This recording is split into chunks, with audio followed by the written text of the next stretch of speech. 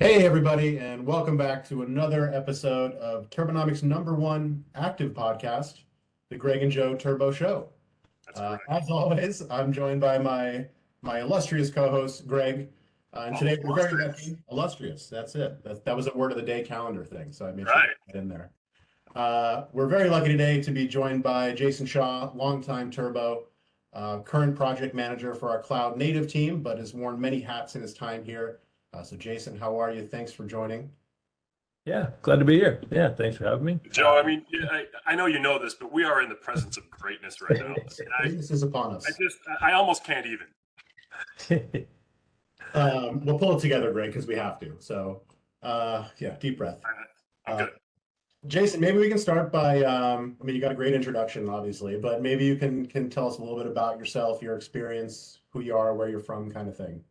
Yeah, for sure. Yeah, so just my background at Turbo. So I've been here IBM now 4 years. So came over as initially as a resident engineer, moved into a technical account manager, joining IBM. We all became delivery consultants, and now I've moved into product management on the Turbonomic side.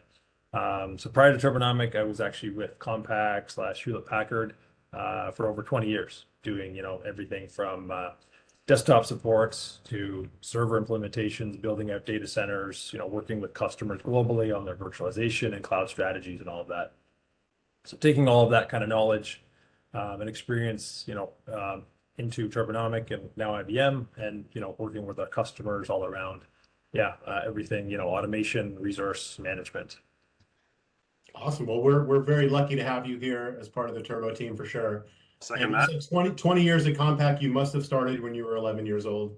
Uh, I just can't believe it, but that's awesome. And thank you for sharing that. Greg, I mean, we have this great guest on. Yeah. What are we talking about today? Well, we wanted to do a topic that I think is near and dear to your heart here, Jason. And that as a lot of our customers are working with the Turbonomic platform, they come up with unique and challenging requirements that sometimes the out of the box capabilities of the platform just can't perform. Or so we've got all these wonderful probes and mediation aspects of the platform that can go out and pull data into the analysis engine. Abstract all of those different data sources, put them in, do an analysis, and spit out quality recommendations about what to do with your workloads. But sometimes those sources are, they're off the beaten path a bit. And the example that I'll give is something like, we work with all of our cloud customers to make sure that they have memory metrics turned on, right? Make sure that we're gathering those memory metrics so that we're making recommendations, not just based on CPU, but also based on, which typically the more expensive thing is memory. And a lot of times customers will have some kind of other system, some other repository for those memory metrics rather than the cloud native thing. So like for the example, System Center Operations Manager, or as some might lovingly refer to it as SCOM, maybe they'll pull out those performance metrics into SCOM, and they don't want to go and instrument their cloud with another agent or with some other automation or some other piece that is going to require work and sometimes even an impact on cost, right? So what are some of the ways that the Turbonomic platform can handle those sort of one-off left field requests that we get from customers in a custom, not out of the box way? Yeah, good question. So Turbonomic's approach, what we call is data ingestion framework, in that case, where Turbonomic can ingest data from those third-party systems that we don't have a native integration with. So we can pull in that data, memory metrics in this case, and then, use that in our analysis so we don't have to say, get a customer to enable additional memory metrics in another system, right? That's going to require a lot of work. We can help them build, essentially this custom integration to pull in those metrics. Yeah, cool. And that's that example that I'm using is one of ingesting data. But what if they want to do some kind of an integration, right? Where maybe they've got some other system that they want to have the visibility to what's happening in Turbo in this other system, because Turbonomic's making changes, and when you're automating, those changes happen pretty frequently. And not on any certain, well, unless you set up schedules, but typically not on some kind of a schedule. So if you're making those changes, people want to know what's going on. So, how do we give visibility to other platforms from what Turbonomic's doing?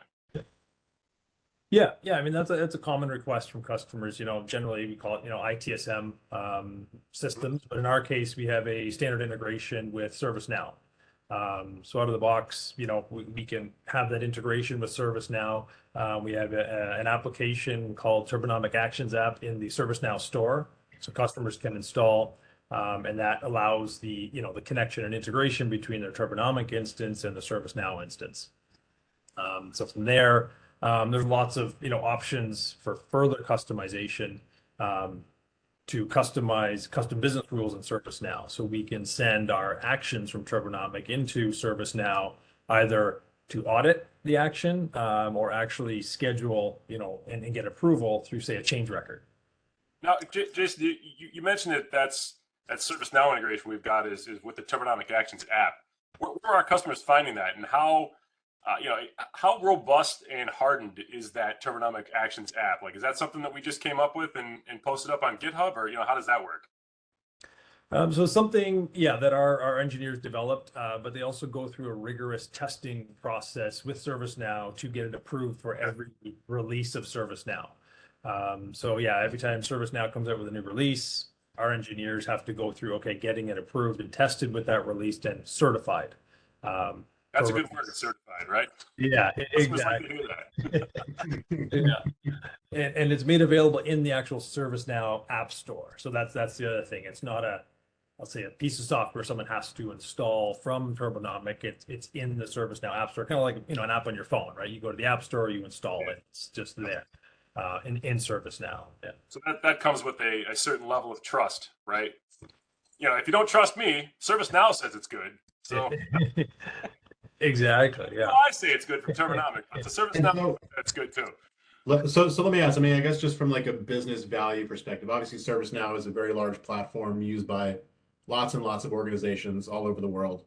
And I guess the value that we're delivering with this integration essentially is helping customers who have this change management process in place, right? Where everything needs to go through this approval flow, and essentially allowing us to, like, as you said, drive our actions through that process and help, businesses and organizations to operationalize these actions that Turbonomic's delivering, right? So from like a business value perspective, because that's the one thing, we've all worked with customers, and when we talk about taking actions, it's, the biggest hurdle is always the change management process, right? We have these rules in place. We need to respect these rules. And so it's a really powerful integration in my point of view, right? That bringing Turbo, the decision engine, and ServiceNow, sort of the approval process together, seems like a natural fit, and probably why it's our native sort of orchestration integration, right? Yeah, exactly. And I think ServiceNow being, let's say a leader in this space too, right? Most customers have ServiceNow, using it in some form or other. Yeah, I mean, we can integrate it again around the custom side. Yeah, we can get, we've worked with customers to help them, develop, right, very complex custom business rule on the ServiceNow side. So yeah, we send our actions there, but customers are essentially on, can do whatever they want with that action data in ServiceNow. If it's, creating some kind of, request first and then going to a change, approval process. So that's the beauty of the integration too, is it's not tied to, say, just a change record. We send an approval record, customers can do with that, what they like on the ServiceNow side. So it's kind of nice. Yeah, that way it gives them that flexibility. You mentioned custom business rules, Jason. Are those required? Have you got to set up custom business rules on that end in the ServiceNow setup? Yeah, so by default, so part of that Turbonomic Actions app, it comes with some standard custom business rules that kind of do our out of the box integration. So yeah, if customers want to do something more than our native, cut or standard integration, yeah, they can create their own. They don't have to. They can use just our native, and it'll do what it's designed to do from a just kind of, say, a very basic integration. But if it's something more complex, or they have a specific, requirement on their side they have to follow, then that's where, there's going to be the need for customization on their side. Yeah. In your experience, your vast experience that we just talked about, right? Who has been typically responsible for creating those business rules? Is that something that, IBM, or is that more on the customer end that they're taking that on? So it depends. So we've done both. So I've worked with customers where, in IBM, we have experts that can create those custom business rules, and we offer those services to customers. So if they don't have that expertise in-house, or they don't have some company they work with already, we offer that service. So that our consulting group has a whole community of practice around that, right? Exactly. Yeah. So we have vast knowledge internally at IBM, but sometimes customers have their own internal departments, right? And we just say, okay, let's pull them in, and we work with them to make sure, because there are certain things they have to be aware of on the Turbonomic side too, that they can't just kind of implement something on their own. They do need us to help guide them in that process as well. Sure, that makes sense. Yeah, would you say on average it's pretty typical that the customer is doing that work, and every now and then we'll pull in some IBM resources to help with that? But pretty much, yeah, because the customer is going to know their processes. So a lot of the custom business rules are around customer specific process. So it's like, working around their process. They're just kind of codifying, I'll say, their process into those custom business rules. So that's where, it's always a joint effort between, your IBM Turbonomic experts and your customer kind of, ServiceNow experts. But that also kind of aligns with the general spirit of Turbo, in my opinion, too, right? I mean, Turbo's job isn't to define good for you, right? Necessarily, it's you define in Turbo what good is and what processes need to happen, and we're just providing you the technology to make that a reality and to operationalize that, right? So those custom business rules, I think, are a really good example of exactly that. Every organization is going to have a different thing that they need to do or need to follow. And we're not going to restrict that, right? We're going to provide the platform and say, whatever you need to accomplish, we're flexible enough to be able to accommodate that, essentially. So that's excellent. Let me ask you, Jason. So, obviously ServiceNow is our native integration, right? Are there other ways in which we can sort of push data to other platforms as well? I mean, I think things like webhooks, for instance, are pretty neat. We have the action scripts as well. Maybe you can talk to us a little bit about those two things as well. Yeah, sure. So we do have webhooks, and action scripts. So start with webhooks.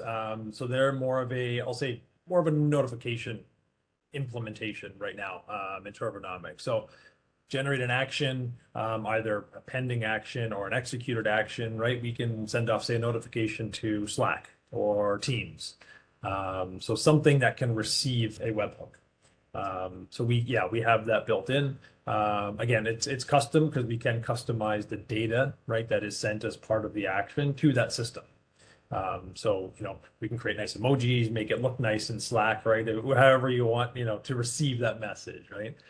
You want it sent to a specific Slack channel, Teams group, whatever, right? Yeah, I mean, that's all configurable. So one way to kind of more of a push notification overlaid to actions. So an example, I guess, what would be like an example of like sort of a way that customers use that, like, is to like notify them of an upcoming change, or to notify them after, or both? I mean, what's a good? So we have what's called action lifecycle. So we can do pre, during, or post action. So we can essentially attach a webhook to really any stage of that action. So before an action is being executed, during, or after. So we can, send kind of, or all three, right? We can send it along the way. So customers get notified before an action, and then after, what was the result? Did it succeed? Did it fail? Right? So we'll send that status, along the way. So lots of flexibility. So nothing's like mandatory. It's more like, we give you the options to customize how you want to be notified and when. Is that now you keep talking about pre, like before the action? Are you talking about like on action generation we can send one of these, or it's you actually have to execute the action and then it's a pre before I actually go and execute it? I fire it off, or what? Can you help me make that distinction there? Yeah, so it's really both. So we can do it on action generation itself. So if you say Turbo generates an action. Mhm. You can get notified that there's what we call a pending action, just kind of sitting there waiting. So we have that is one way. So another way, if an action is being executed, we can notify you kind of before the action actually executes. It'll send you the notification, essentially saying this action's starting. Yeah, and then so yeah, depending on if it's a pending action or an actual executed action, yeah, we can attach both from a webhook perspective. You keep talking about this in the light of like notification, and granted, you're talking about sending it to Slack or Teams, which feels like to me it's going to a human eyeball, right? What about Right. some kind of integration with, for example, like Azure DevOps or GitLab or any of the other like Terraform, right? These places where like you've got automation in place, where there's continuous delivery, or potentially there's automation that's coming from some kind of a pipeline. Are we able to affect those with webhooks? Yeah, so the nice thing about webhooks is essentially it can be sent to any system that can receive a webhook. So whether that's maybe it's something like Ansible, maybe it is something like a Terraform system that as long as it can receive the webhook, really it's up to the customer at that point. How is that data processed on the receiving end? So from a webhook perspective, so it's more of a Turbo will send you the webhook notification. It's up to that receiving system to process that data. If it's Slack, okay, we're just sending someone in Slack a notification that something happened. We could send it somewhere else to a database. I have a customer that does that now. They send all the actions that go to an external database, and they, kind of track everything through this external database they have. So it really depends on what that receiving system is. We want to get more, say, customizable. We do have action scripts, which action scripts are kind of cool.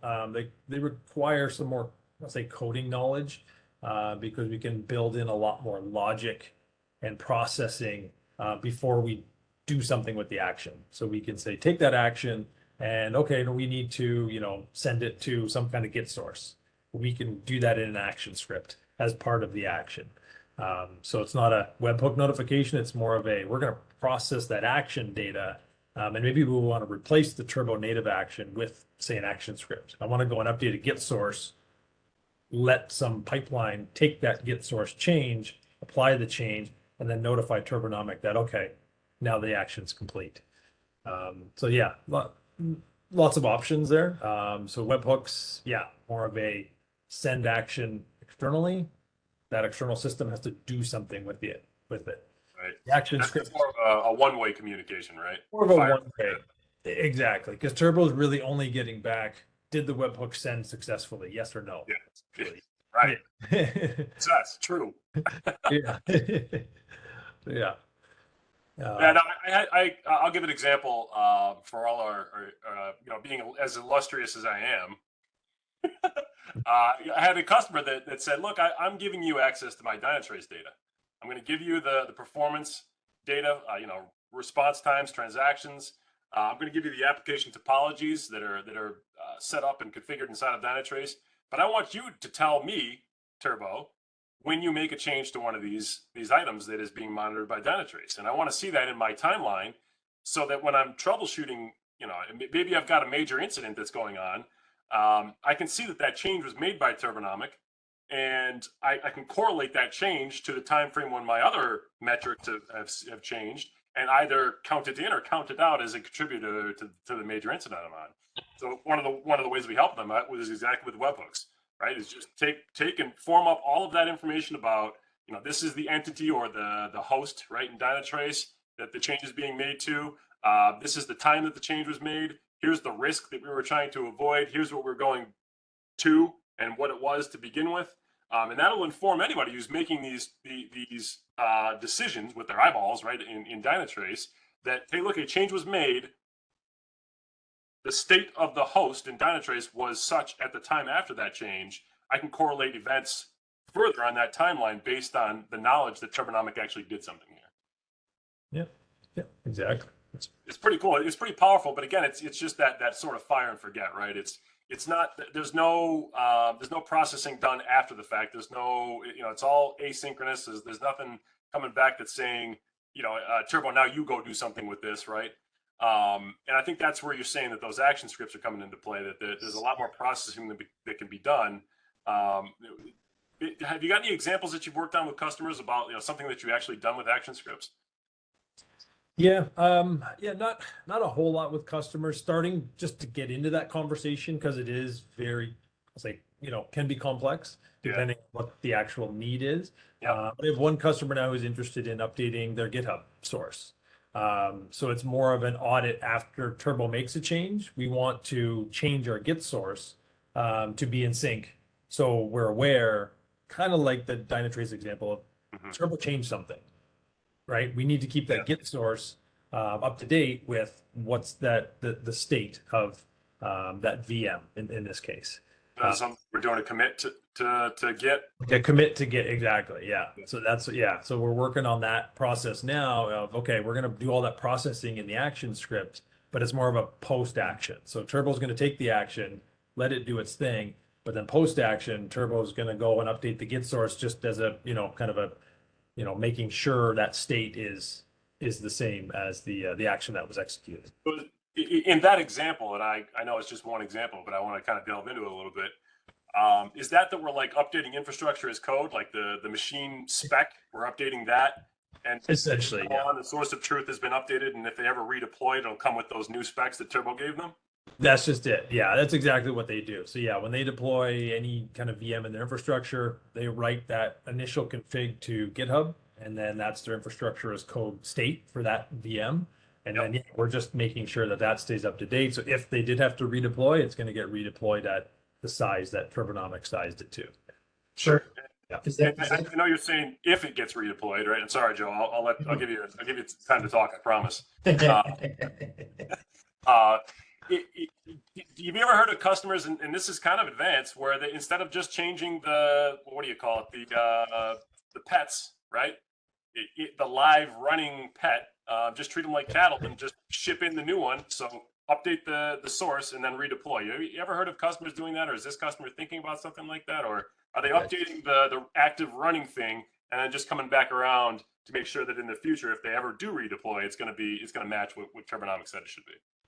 Yeah. So the one customer I'm working with now, it's more of, we just want to keep it updated after Turbonomic. So they're not going to redeploy it like right away. It's more of in case we redeploy. In that case, it's sort of like change management, to, making sure that we're keeping those configuration items, right, in that sort of CMDB type land, up to date and up to spec, and just making sure that we're holding on to what the truth is, right? Yeah. Yeah, and I'm working with some customers, are not quite there yet, but around updating Git source to make changes to their container environment. Yep. Which is a little more complex, where they're going to update, in this case, actually it's Bitbucket, still a Git source, but then let Argo CD, which kind of queries that Git source for changes every, I think it's like 5 minutes. Yeah. As soon as it detects a change, Argo CD goes and makes that change. So Turbo's not actually making the change. Turbo's just updating the Git source and waiting for that to be redeployed. It kicks over that domino that Argo CD says, and the rest of the automation, because of that event that happened, kicks it back into the production environment. That's pretty cool.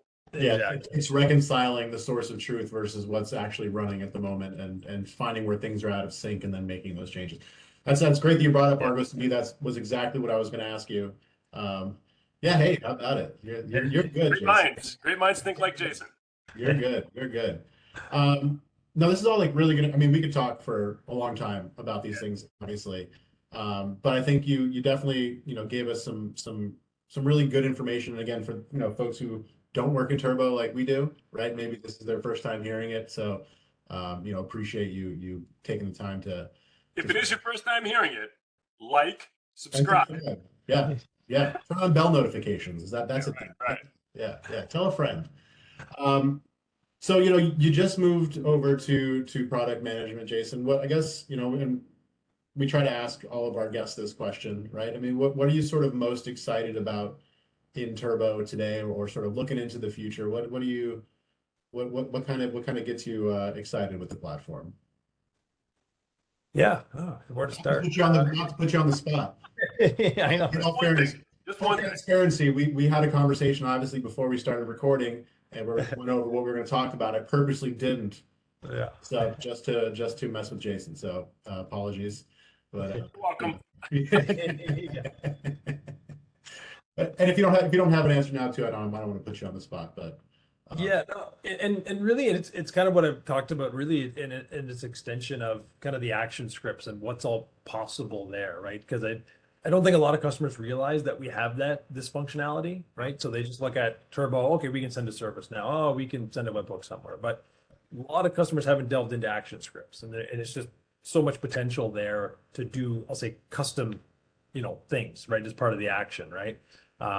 So I think and along with that is going to be, probably using IBM services, right, to help kind of educate customers on that, help them implement that, in their environments to do, these complex tasks as part of our actions.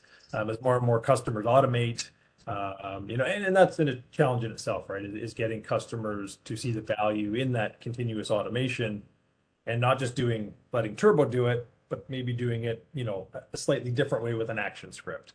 So I think getting customers to take advantage of that and understand what that can do, essentially being, I'll say, an unlimited possibilities once you get into it and actually realize that you can use any coding language too to code an action in there. So it's pretty powerful. Yeah. But Jason, that is bringing to mind for me, like some customers aren't going to have, like, we're talking about action scripts, right? Some customers aren't going to have in-house either the capacity or the knowledge to write code, Right. process this information to be that sort of middleman, if you will, middleware Right. Between Turbo and some other system.